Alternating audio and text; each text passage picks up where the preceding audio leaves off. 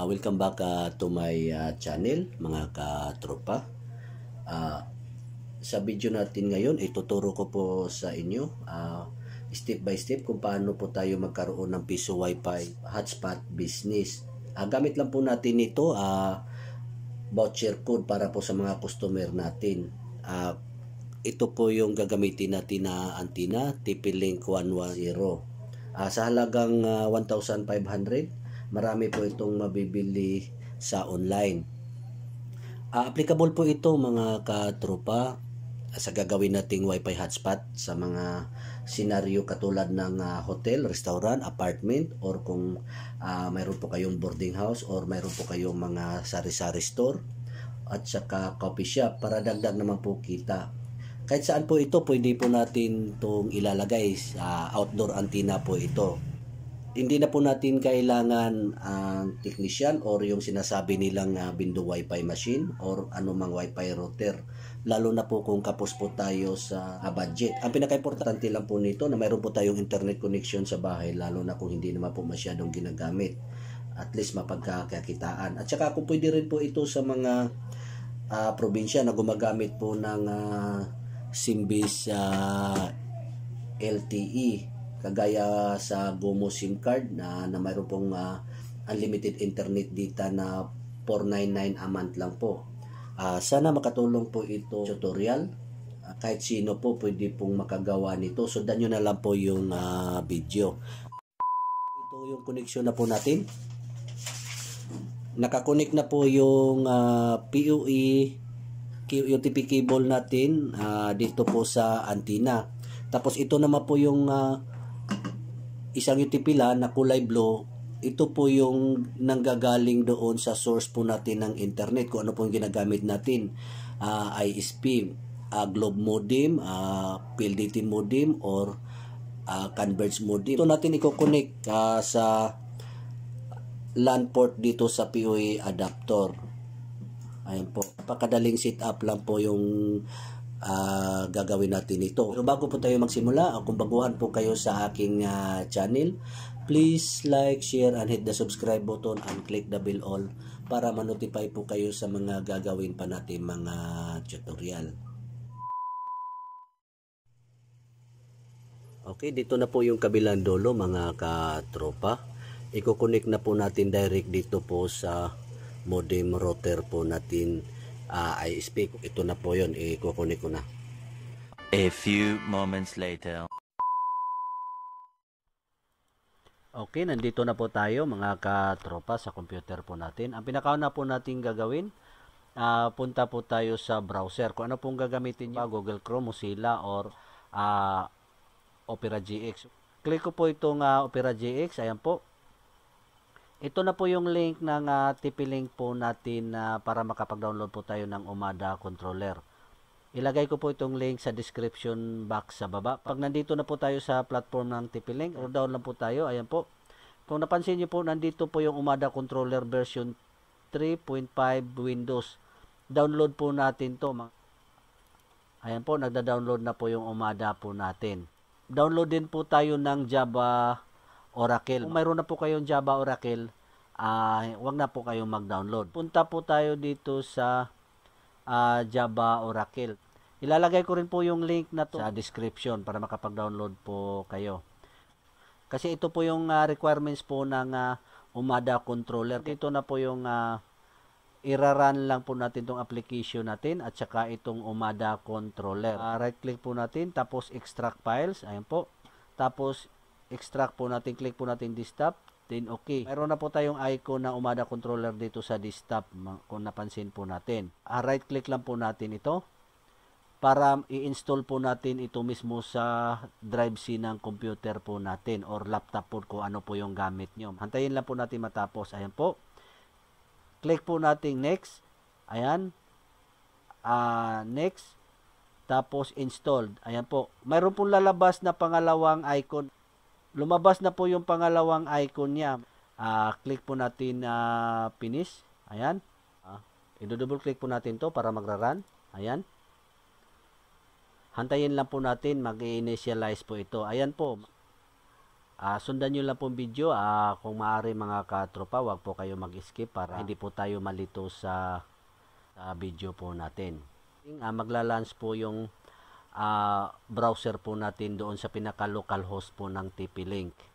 Ayan po, nagre-redirect po tayo browser ng localhost na 8043/login po ng TP-Link Umada. I-click po natin tong let's get started. Ayan. Dito na po tayo sa pinaka-platform po ng TP-Link through Umada. Ito na po yung Umada Setup Wizard. Controller name, hindi na po natin papalitan. Tapos yung set your region, naka-Philippines na po tayo. At saka yung select your time zone, naka UTC positive 8 na po tayo. Ito po yung hotspot po natin. Applicable po ito sa hotel, restaurant, office, factory, dormitory, campus, at saka hospital. At saka pwede din po sa shopping, sa airport, at saka pwede din po sa bahay or pang sarili pong gamit natin. Nagagamit po tayo ng voucher type mga katropa. Ito po i-click ko. Pili lang po kayo kung saan po yung gusto nyo. Dito sa tutorial, isiselect ko po itong shopping kasi para po pang maramihang customer. Ayan po. Click po natin itong next. Kung napansin nyo po dito, itong next. Ayan po. Is ID mga katropa, kung ano po yung EEP 110 piso Wi-Fi, kung ano po yung gusto nyo ilalagay na is ID. Tapos dito, lagyan po natin to ng password dahil hindi po tayo makapag-next pag wala po itong password. Mamaya po, tatanggalin po natin yung password para lahat na po maka-access. Enter po natin kahit anong password na gusto nyo mga katropa, kayo na po bahala. At least 8 character. Click po natin next. Ayan. Tapos dito po sa administrator name, para po magkaroon po tayo ng pangalan or registered name doon sa Umada. Kahit ano po yung ilalagay nyo. Meron naman po ditong guide na meron po dapat sensitive number underscore or hyphen. Ay lalagay ko lang po muna dito sa administrator name. Ito po yung administrator name, ito po yung lalabas na mamaya parang magiging username doon pag mag-login na po tayo dito sa Umada platform. Ilalagay ko po dito, hightech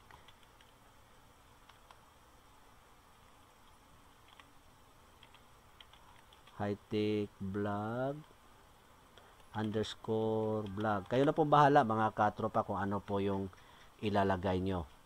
Tapos dito naman po sa email, maglalagay po tayo ng valid email address. Lagay po tayo ng email. Enter nyo po kung ano po yung email nyo.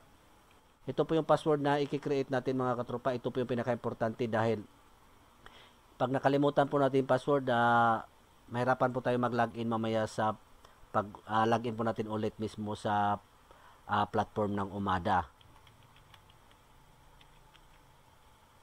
Ayan.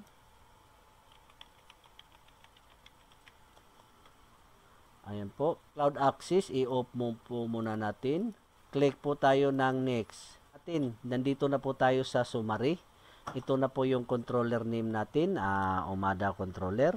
Ito na po yung country region natin, Philippines. May time zone na po tayo. At saka yung scenario pong pinili natin, shopping. Kung nasundan nyo po yung video. Bahala na po kayo kung ano po pipiliin nyo.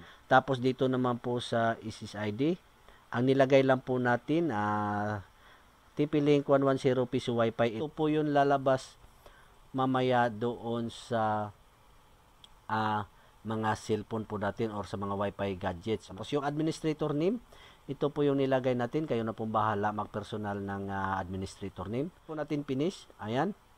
Ito na po mga katropa. Enter na po natin dito yung nawa nating administrator name. Hightech _blog. Tapos yung password po natin na ginawa. Kung ano po yung ginawa yung password, enter nyo po. Click po nating login. Ayan. Ayan mga katropa, ito na po platform ng Umada. Nakikita po natin dito yung system monitoring, statistic presentation, at saka yung dito yung site management, global search, at saka dito yung account settings. Next po tayo. Ayan po, site management. Ayan. Ayan po. Ayan. Hantayin lang po natin mga, kung napansin po natin mga katropa, wala po tayong connected dito na device. Ang gagawin po natin, click po natin tong EEP. Ayan. Ayan po, kung napansin po natin, nag-provisioning, pagkatapos po nag-configuring na po yung antenna, meaning nadidetect na po yung antenna. Connected na po yung antenna po natin dito sa controller po natin. Pag wala pong na-detect mga katropa, ganun lang po yung gagawin natin. I-click lang po natin dito yung batch adapt, tapos click po natin dito yung adapt mga katropa. Yung model po natin, EEP110 outdoor. Punta po tayo dito sa settings. Ayan. Kung napansin po natin, ito na po yung dito sa site configuration po natin, yung country po natin, Philippines, yung time zone po natin, UTC, positive 8, at saka yung application po natin, shopping. Pwede naman po pipilian, marami pong pagpipilian kung nampisahan niyo po yung video. Tapos dito naman po sa username account, ito na po yun, nakasave na po yung password ko. Tapos click po natin to save. Ayan po, succeeded na po tayo.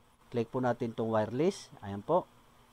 Kung napansin po natin, dalawa po yung SSID po yung ginawa natin. Kung gusto niyo pong gawing tatlo, dito lang po kayo kiklik ng create wireless network para kung ano naman po yung SSID nyong pangalan ang gusto nyong ilagay. Pero sa akin, dalawa na po nilagay kong SSID. Kung dito lang po tayo, kung gusto niyo po makita, kung mag-edit po tayo, click po natin to. Ayan po. Ito na po yung SSID po natin, EEP110 piso Wi-Fi. Tapos security po natin, none. At saka click po natin apply. Dito naman po sa pangalawa nating SSID, click po natin edit para makita po natin. Dito naman po, nakalagay po natin na TP-Link 110 Wi-Fi trial. Ito po yung dalawang SSID. Lalabas po ito mamaya sa mobile phone po natin. Tapos sa security, none po. Tapos click po natin apply. Pagkatapos po natin na mayroon na po tayong dalawang SSID, click po natin itong authentication. Dito na po tayo magkikreate ngayon ng portal or sa Wi-Fi voucher. Nandito na po tayo sa portal. Create new portal. Click po natin ito. Ayan po. Tapos ito po yung portal. I-enable po natin. Ayan po. Dito naman po sa portal name, kayo na pong bahala kung ano po ilalagay nyo. For tutorial, high-tech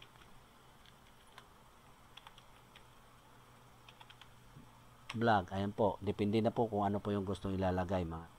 SSID network. Select po natin arrow down. Click po natin tong default. Ito po yung dalawang SSID natin na ginawa. Ayan po. Dito po sa authentication type. Ayan. Hanapin po natin hotspot. Ayan po. Click po natin tong voucher. Ayan po. Tapos dito po sa landing page, click po natin promotional, kung saan po natin gusto mag-redirect yung customer po natin pagkatapos po sila naka-login sa voucher po natin. Google.com. Dito po sila mag-redirect. Tapos dito naman po sa voucher manager, magki-create po tayo dito mamaya. Dito sa portal customization, ito po yung current page natin kung napansin po natin. Ito po yung current page kung naka PC at saka ito naman yung portal page po natin pag naka mobile phone po tayo. Pero kung mayroon naman po kayong personalized template or portal page, pwede nyo po itong palitan. Click nyo lang po itong import. Tapos click nyo po itong import dito, tapos hanapin nyo po sa computer nyo kung saan po yung template nyo nilagay, tapos i-import nyo lang po. Sa tutorial natin, wala pa po kasi tayo personalized template, kaya dito lang po muna tayo sa current page or sa default template po ng TP-Link. Wala na po tayong ibang gagalawin. Click po natin tong apply. Ayan po, succeeded na po tayo. Nandito na po yung portal natin, enable na po yung sa SSID natin, yung SSID natin nandito na po, dalawang SSID. Click na po natin ito yung edit kasi balikan po natin yung mag-create po tayo ng portal. Click, andito na po yung voucher manager, hindi pa po natin to clinic kanina kasi inuna po natin yung portal customization. Click po natin tong voucher manager. Ayan po. Magpa-pop up ulit dito yung panibagong page. Ayan. Dito na po tayo sa voucher tab. Click po natin dito yung create voucher. Click po natin to para mag-create na po tayo. Dito na po tayo sa create voucher. Sa portal po, click po natin arrow down. Makikita po natin yung portal name po natin. Yung code length po natin, kung naka-default po dito na 6, pwede nyo po palitan kung hanggang 10 kung gaano po kahaba yung voucher code nyo po na gusto. Tapos dito po sa amount, naka-default na po to 10. Sa demo po natin, ilagay ko lang po ito 5 pesos. Ito po sa duration, gawin ko po itong 1 hour. Tapos, yan po, 1 hour po tayo, naka-amount po tayo ng 5 pesos. Dito naman po sa limited usage count, ito po yung nakalagay dito, default.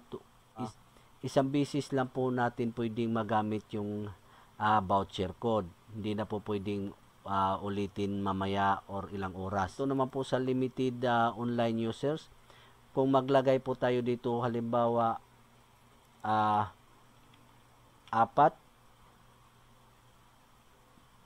po na customer ang pwedeng gagamit sa isang voucher code. Kaya para naman po sa business po natin, dapat isa lang po yung gagamit ng voucher code natin at saka isa lang po yung isang beses lang po magagamit yung voucher code din po natin. Kaya dito po tayo sa limited usage count 1, isa lang po. Tapos dito po sa online users, isa lang po yung pwede. Po, naka-duration po tayo sa 1 hour. Dito po natin makikita kung gusto po natin 8 hours, 24 hours, 7 days, at saka gusto mga katropa. Balik po natin to dito sa 1 hour. Kasi para hindi po tayo matagalan. Dito naman po tayo sa rate limit. Kung nakalagay din po dito, download limit, upload limit, and traffic limit. Applicable lang po ito sa mga naka-connected sa ating antenna na naka-wireless or naka-connected sa atin sa antenna sa naka-wifi po mga katropa. Hindi po ito applicable kung naka-connect po UTP LAN or naka-wired po yung client. Click po natin tong default. Ayan po. Click po natin tong custom. Click po natin tong custom. Kung napansin po natin, download limit, enable po natin. Dito po tayo maglalagay kung ilang Mbps po gusto nating ilagay. Kung malakas naman po yung internet speed po natin, depende na po yan sa inyo mga katropa. Kung 3 Mbps, 5 Mbps, 10 Mbps yung download speed per client. Sa demo po natin ngayon, ilalagay ko lang po 3 Mbps. Dito po sa arrow down, mayroon po ditong Mbps. Ayan po. Dito naman po sa upload limit, click po enable. Ilalagay ko rin po dito 3 Mbps lang din. Then click po itong arrow down, 3 Mbps. Ayan po yung bandwidth limiter na nilagay po natin per user or per voucher code client. Tapos, dito po sa description, lagay po tayo ng description sa ginawa natin na code. 1 hour, 5 pesos. Pagka-click po natin to ng save, automatic po magkikreate po ng voucher code na po itong controller po natin. Ayan, succeeded na po tayo. Kung napansin po natin, ito na po yung voucher code natin mga katropa. Ayan po. Mayroon na po dito po sa code. Ito na po yung code niya. Number nga lang po yung code natin. Kung gusto po nating ipiprint, click lang po natin tong print all unused voucher. Ayan po. Ayan. Yan na po yung na-create natin na voucher code. 6 character lang pong ginawa po natin. Alagay po dito, valid for 1 hour, limited usage, count 1 lang po. Successful na po tayo. Nakapag-create na po tayo ng voucher code dito sa Umada controller. Kaya actual test na po tayo sa mobile phone mga katropa. Kung gagana po ba itong ginawa natin or create natin na voucher code dito. A few moments later. Okay. Katatapos lang po natin ng configuration, mga katropa, kung nasundan nyo po yung video. Ito na po, actual test na po tayo dito sa antenna natin, kung successful po ba yung ginawa nating configuration at saka paggawa po ng voucher code dito sa Umada controller para po dito sa antenna po natin na TP-Link 110. Open na po natin dito sa cellphone natin yung Wi-Fi. Ayan.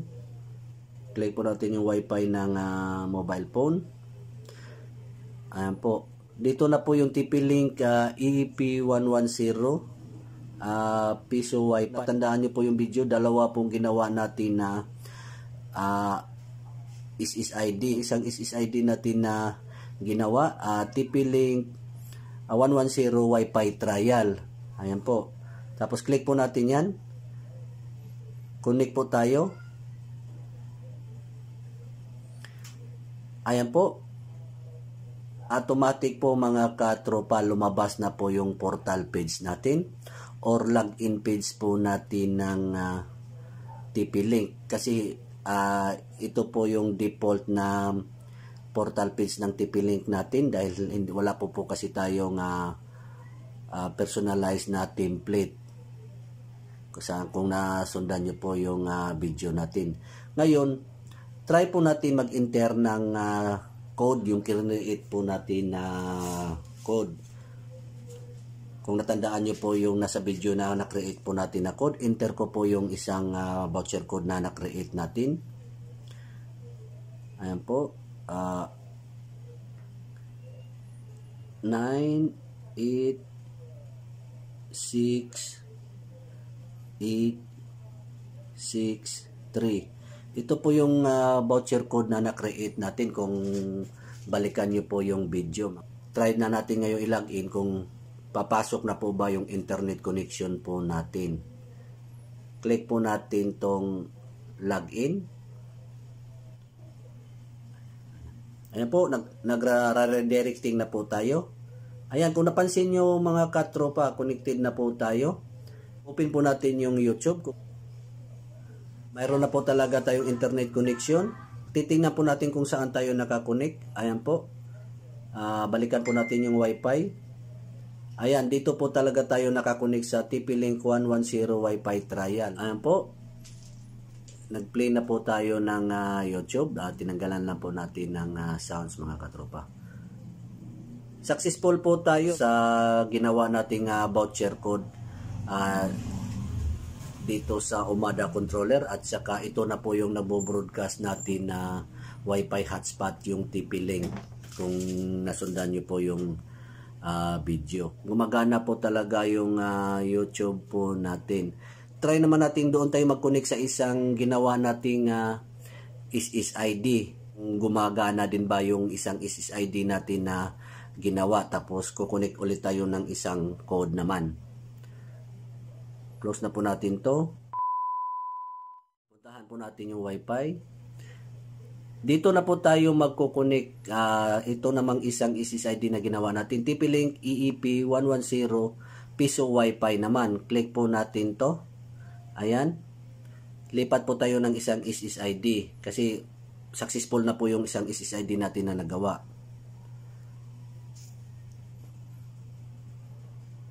Ayan mga katropa, kung napansin nyo po, dalawa pong ginawa natin na SSID, tapos connected na po tayo doon sa isang SSID, nag-login na po tayo ng voucher code. Tapos, nung nilipat po natin dito sa isang SSID na ginawa natin, lumabas yung panibagong portal page natin or itong login page natin na TP-Link. Kaya, kailangan po natin mag-login naman ng isang voucher code. Kaya try naman natin to, login tayo para makita po talaga natin na successful po ba yung gawa po natin. Enter po tayo ng isang voucher code para dito sa isang SSID. Kung natandaan niyo po yung nasa video po natin na gawang voucher code, 1, 8,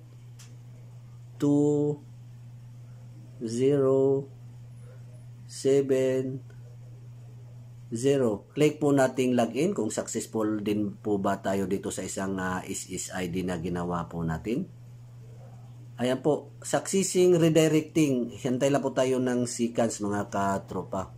Dito na po tayo sa TP-Link EEP 110 piso Wi-Fi. Kung natandaan nyo po yung una nating connect na TP-Link 110 Wi-Fi trial. Ayan po, successful po tayo. Nagkaroon na po tayo ng